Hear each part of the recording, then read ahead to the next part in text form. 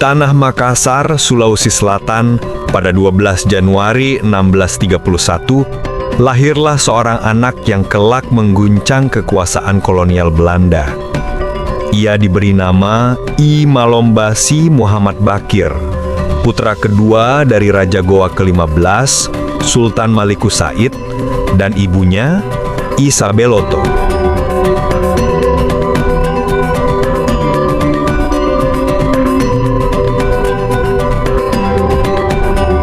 Saat tahta kerajaan dipikulnya, ia dikenal sebagai Sultan Hasanuddin Tumenanga Ribonto Maranu, dan dunia menjulukinya The Hansjes van het Oosten, ayam jantan dari timur, simbol keberanian tanpa gentar.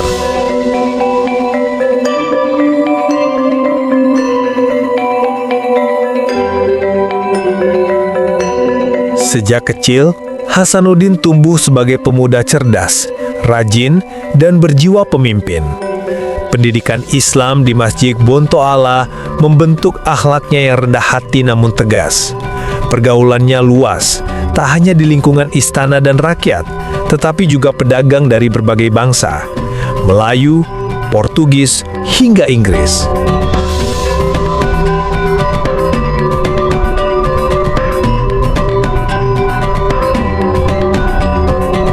Ayahnya sering mengajaknya menghadiri berbagai perundingan penting.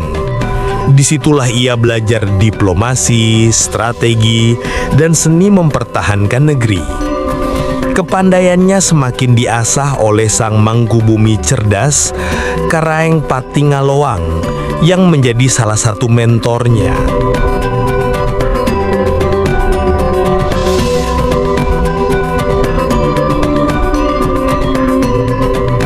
Menjelang usia 21 tahun, Hasanuddin dipercaya mengatur urusan pertahanan kerajaan Goa. Ia menghadapi tekanan VOC yang ingin memonopoli perdagangan di wilayah timur Nusantara.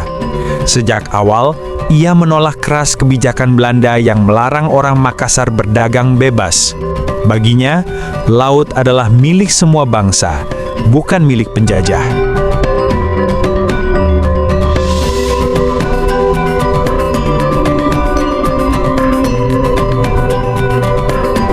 Pada November 1653, di usia 22 tahun, ia diangkat menjadi Sultan Goa ke-16. Sejak itu, perjuangannya melawan VOC semakin berkobar. VOC memandang Goa sebagai ancaman terbesar, penghalang utama ambisi kolonial di Nusantara.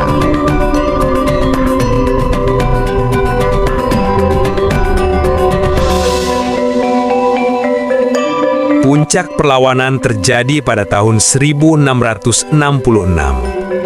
Dipimpin Laksamana Spelman, VOC menggempur Sulawesi Selatan. Namun Sultan Hasanuddin tak gentar. Ia berusaha menyatukan kerajaan-kerajaan kecil di timur Indonesia untuk menghadang Belanda. Pertempuran besar tak terelakkan. Walau kekuatan Goa mulai melemah, semangat rakyat tak pernah padam.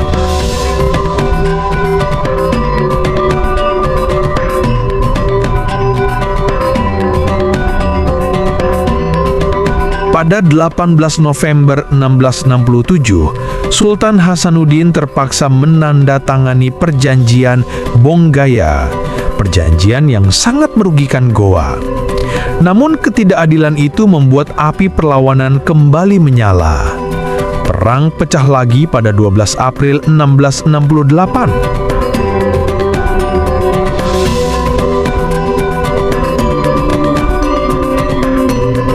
Dengan gagah berani, Goa bertahan hingga benteng terkuatnya, Somba Opu, ditembus Belanda pada 24 Juni 1669. Meski demikian, Sultan Hasanuddin tak pernah mau bekerja sama dengan penjajah. Pada 29 Juni 1669, ia meletakkan tahta setelah 16 tahun memimpin rakyatnya dalam perjuangan tanpa henti.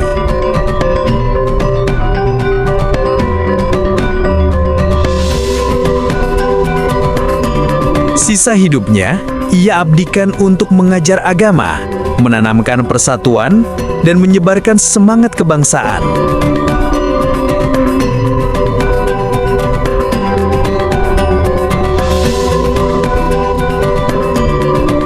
Pada 12 Juni 1670, di usia 39 tahun, Sultan Hasanuddin berpulang menghadap Ilahi. Ia dimakamkan di pemakaman Raja-Raja Goa dalam benteng Kale Goa, Tamalate.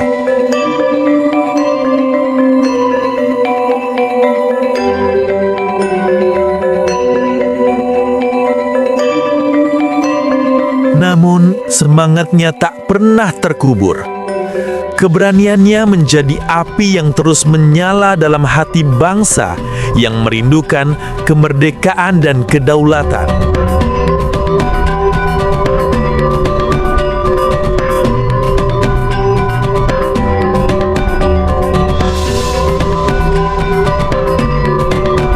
Dari kisah Sultan Hasanuddin, kita belajar bahwa kepemimpinan sejati lahir dari keteladanan, keberanian, dan kejujuran hati. Bahwa ilmu dan akhlak adalah fondasi kekuatan. Dan bahwa kemerdekaan hanya bisa diraih jika persatuan dijaga. Sultan Hasanuddin mengajarkan kepada kita bahwa kekalahan bukan akhir dari perjuangan, selama nilai-nilai kebenaran terus hidup dalam jiwa generasi penerus. Keberaniannya menjadi api yang terus menyala dalam hati bangsa yang merindukan kemerdekaan dan kedaulatan.